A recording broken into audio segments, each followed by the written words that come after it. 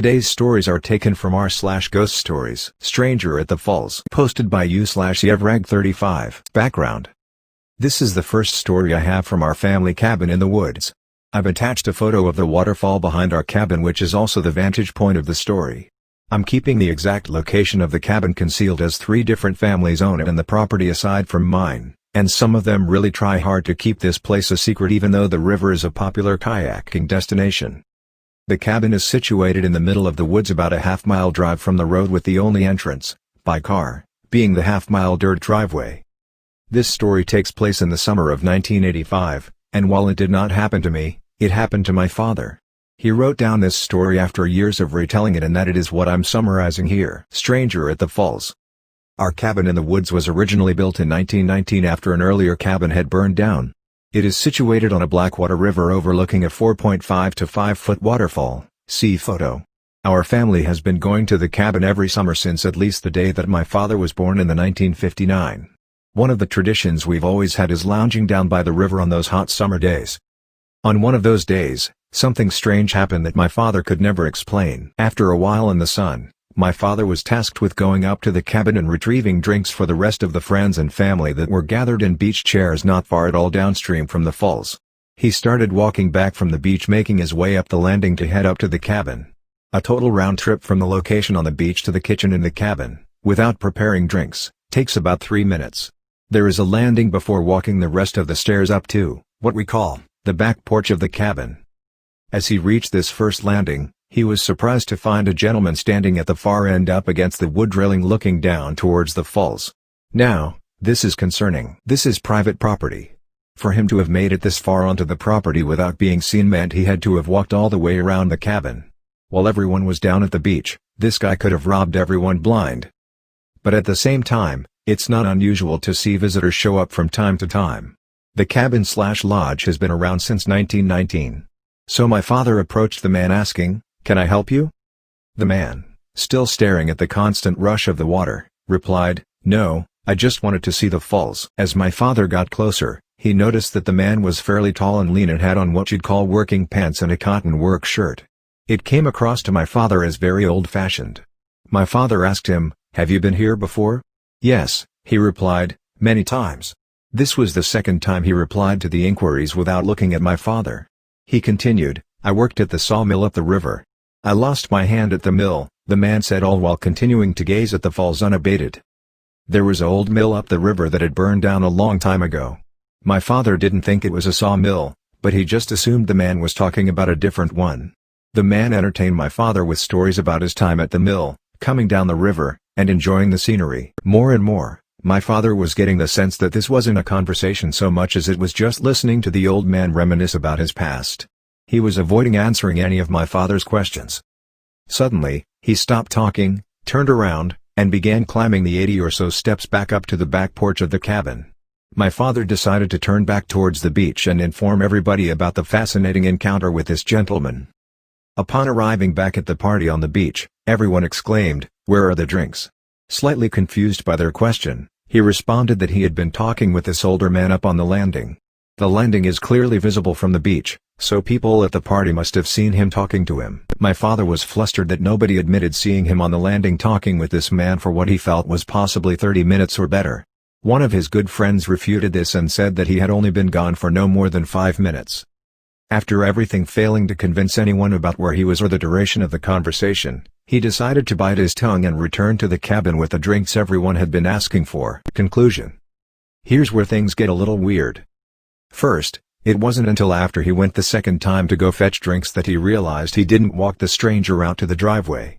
This man clearly was trespassing, but yet, my father did not think twice about letting him walk back from whence he came by himself. Coming back up to the cabin only 5 or so minutes after leaving the man, there was no trace that he had ever been there, and he was not walking down the driveway out back to the road. Second, after the summer trip had concluded, my father did some research on the stories that the old man was telling. The sawmill the gentleman had discussed, indeed, existed. Reading through some history, he found that there was only one sawmill that ever existed on the river. It ceased being a sawmill when it was converted into a grist mill in 1886. The man clearly said that he lost his hand while working at this sawmill. Thinking through everything, at the very earliest, That would have made this man 118 years old in 1985. There's no way a 118-year-old would have been to make it down to that rock landing by themselves, and furthermore, he certainly did not look 118. So, to this day, my father affirms that who he conversed with, on the landing above the falls, was a ghost. Creepy spirit who interacted with my Toddle. Posted by u/CoastyCam. So I bought my first house when I was 22 after my son was born.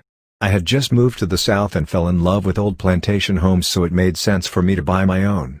It was a gorgeous huge brick colonial and it was also a foreclosure, so I got it super cheap.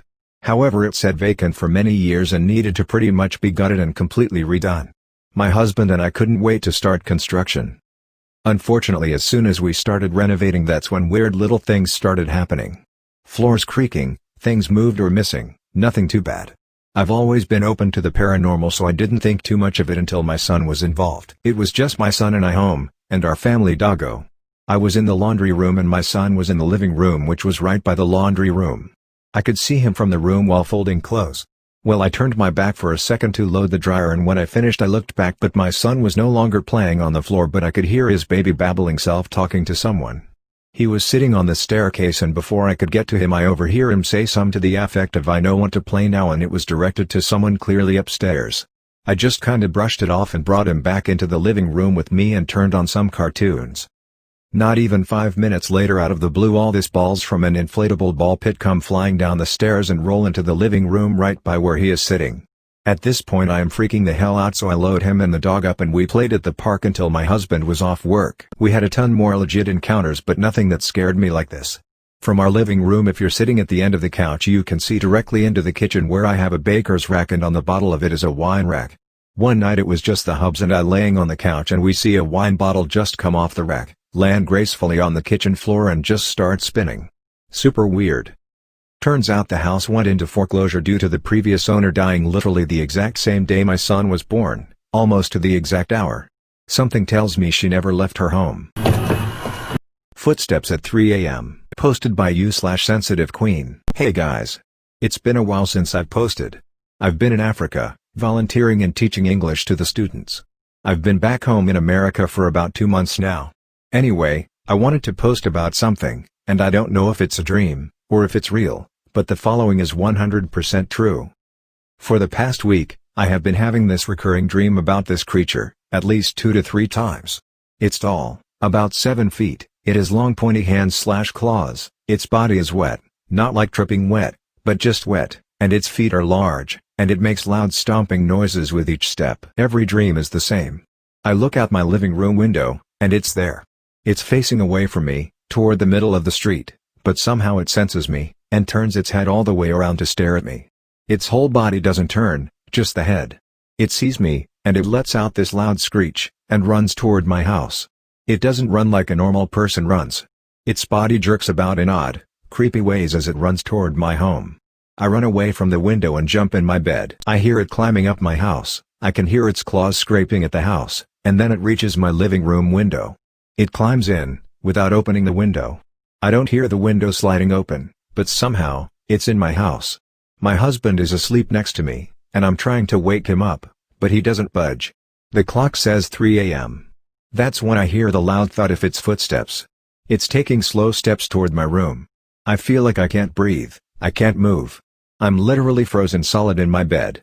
Then it makes its final steps to the bedroom. I can see this creature standing there looking at me. Then all of a sudden, the clock hits 3:01, and I wake up. When I wake up, I am actually awake in real life, and my heart is pounding. I don't know what I'm experiencing. Is this just some creepy dream, or am I experiencing sleep paralysis? I haven't experienced this often, only once that I know of in my life. Or, is this a real creature that I'm dreaming of, and is it trying to hurt me?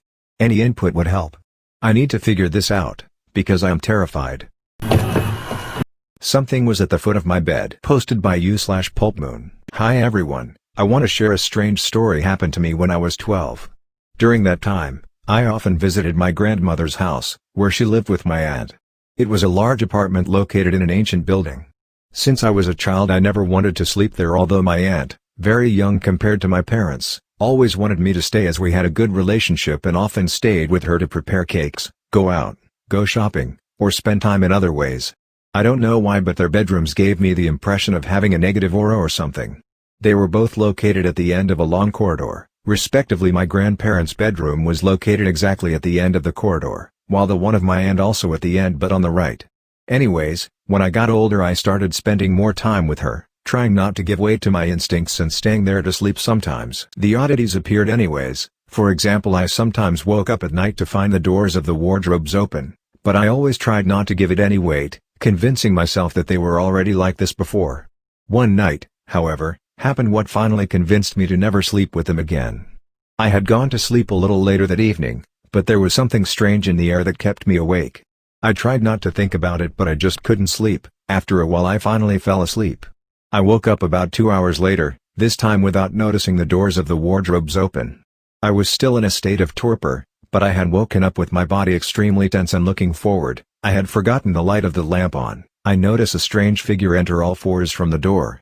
Initially, she had just looked out the door, then she started walking towards my bed. But my God, it looked like something monstrous. It was like the rake, with long black hair and the face with multiple scratches.